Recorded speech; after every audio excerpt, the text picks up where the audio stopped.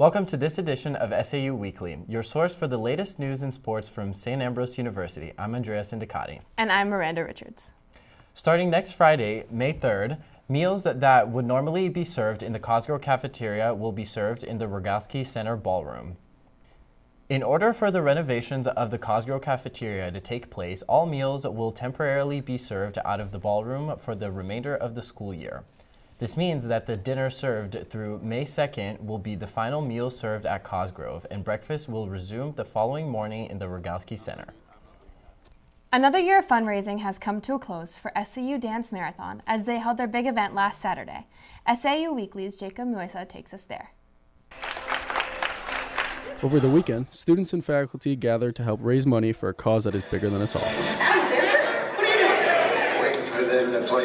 We always talk about our why in Dance Marathon, and my why is to make sure that all of our kiddos make so many memories, dance so much, smiles, laughs. So it does leave that impact in their lives and know that they always have a family or a friend here at Dance Marathon.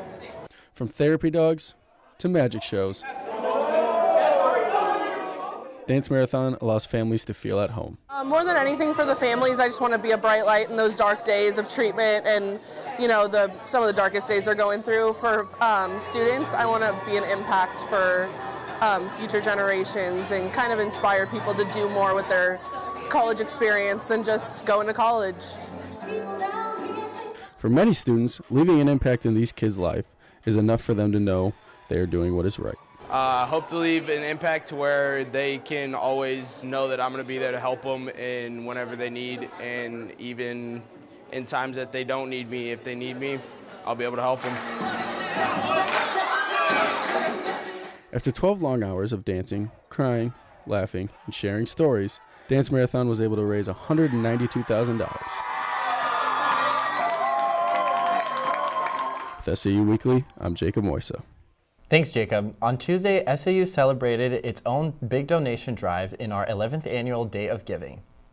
The campus community of past and present were invited to donate what they could to the university that would go towards various campus initiatives and organizations. Our advancement department in the basement of McMullen Hall was headquarters for this year's donation drive. Students, teams, and faculty all had the opportunity to write thank you cards, as every dollar donated helped all of us here at SAU. But on a day like today, it's about participation. It's about kind of a vote of confidence in the education and the experience that we're offering. And it's also supporting the students of today and tomorrow, helping us get things ready for whatever comes next in higher ed and being on top of it. Everyone here at SAU, we are grateful to those who did contribute, especially to us here in SAU TV. Your donation will help us continue to tell your stories. SAU's creative arts journal, Quercus, teased its upcoming edition Wednesday evening at the Galvin Fine Arts Center. Contributors were given the chance to display their art and read their work featured in the upcoming 33rd edition. SAU Weekly's Andrea Sindicati shows us more. I wanted to be published.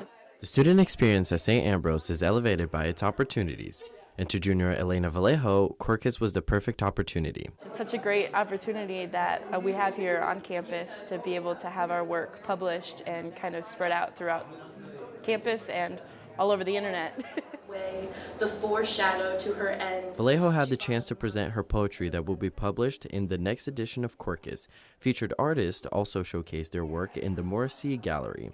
SAU alumni like Gretchen Paris were also invited to present their work. I decided to submit my work just because I really support what Quercus is doing and for artists who graduated Ambrose, and I kind of like to stay, I guess, connected to my alma mater and art department and Kristen Quinn and Les Bell. But for current students to have their work published gives them a leg up before they even graduate.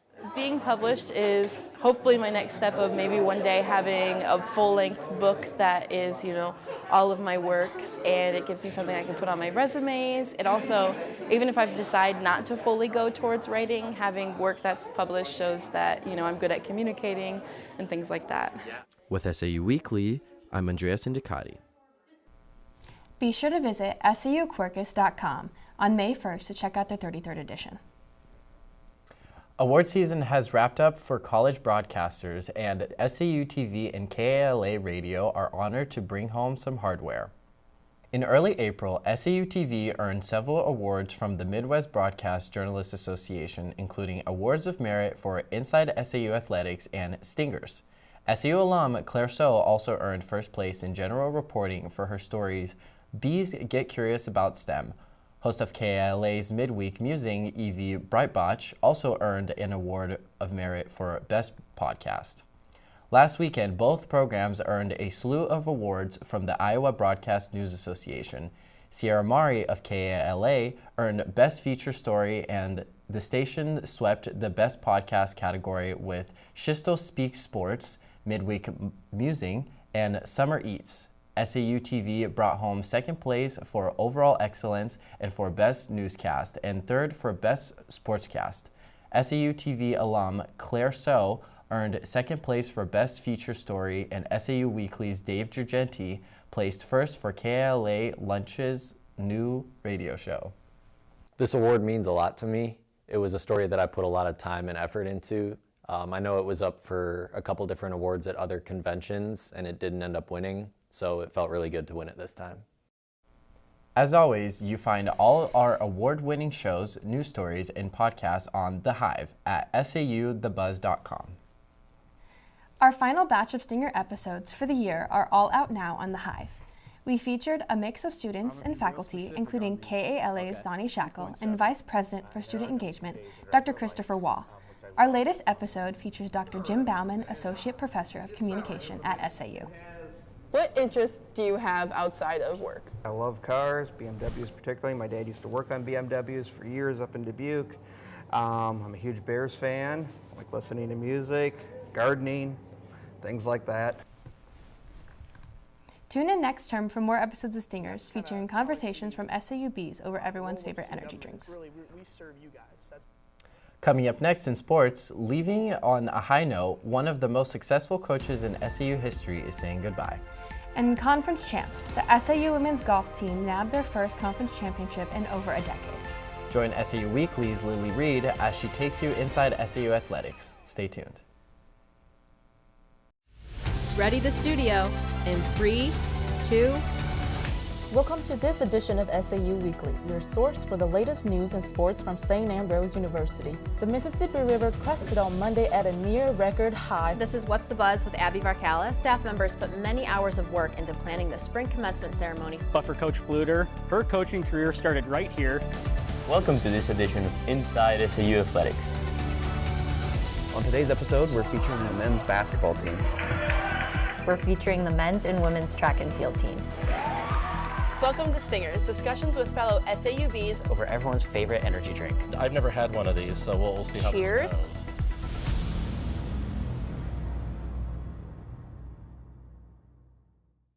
goes. Tune in to KALA and hear something different. Programming that celebrates the diversity of our listeners. We're advocates for the arts, showcasing your favorite music from around the world. We're storytellers, producing award-winning news and educational podcasts. We're dedicated sports fans, bringing you the latest Fighting Bee action from St. Ambrose University. We're a learning lab, mentoring the next generation of broadcasters and content creators. A part of your community for 5 decades. We're KALA Radio, 88.5 FM and 106.1 FM. Turn it on and turn it up.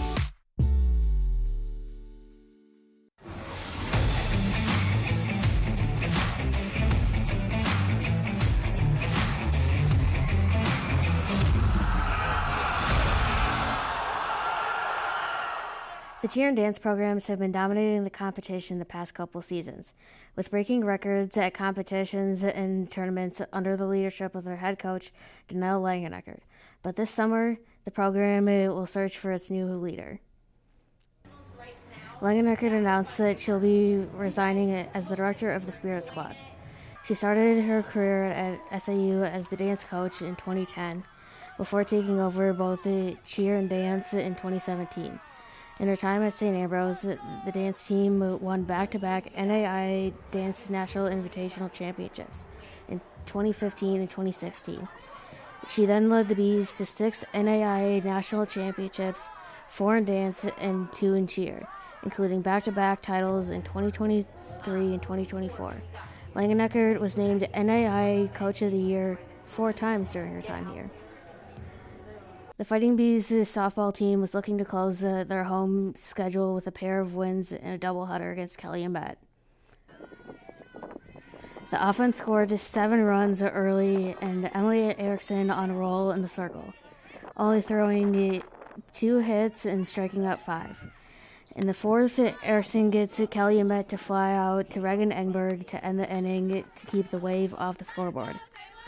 To close out the game, SAU TV's very own Amy Krull throwing 2 no-hit innings. The Bees won Game 1 7-0, but fall short 10-5 in Game 2.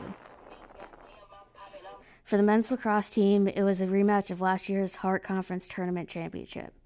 The Fighting Bees once again traveled to William Penn for this year's tournament semifinal matchup. Unfortunately for the Fighting Bees, they were unable to overcome the Statesmen this season, falling 26-5. 5 different Bees scored in the matchup, including the season's leading scorer, Michaela Shaddix. The Bees ended their season with an overall record of 9-7. And in the women's lacrosse game, they also saw their season fall short in the Hart Conference Tournament. Benedictine wins the Hart Championship 18-7 over St. Ambrose. The Bees had a successful season with 9 players earning all-conference honors. Abby Vanderwarren was named Newcomer of the Year in the Heart of America. Lauren Hosey became the all-time career points leader. The Bees ended their season with a record of 9-3. After the second and third finish at their last 2 meets, the women's golf team hoped to ride that momentum into the CCAC Championship. The Fighting Bees were led by Catherine Spear, who shot a 177, ending up second overall. Just behind her was Gabrielle Longless, who finished tied for third with 178. That gave the Bees just enough to beat Olivet Nazarene by 4 shots and win the conference title for the first time since 2010. Up next for the Bees, they stay at home hosting the NAIA National Championship May 4th to 17th. On this week's edition of Inside SAU Athletics, we highlight the men's and women's bowling teams following their impressive seasons. The men had a number of impressive finishes this year, including first place at the Midwest Collegiate Championships. The team also finished third at the Intercollegiate Team Sectionals, qualified for the Team Championship Tournament, where they finished 13th out of 18 teams. Freshman Kendrick Siders also bowled individually at the Intercollegiate Single Championships. He finished second at sectionals and qualified for the championship tournament. On the women's side, the Bees also had a number of great finishes throughout the year, finishing 8th at the Midwest Collegiate Championship and 5th at the Mid-States Collegiate Championship. Our girls this year had a really experienced team, which is why they finished ranked in the top 10 in the country. Our guys, on the other hand, we had 5 freshmen on our varsity team, one of the youngest teams in the country. We didn't lack for talent, just experience. So it was, the entire season was a learning process for the guys.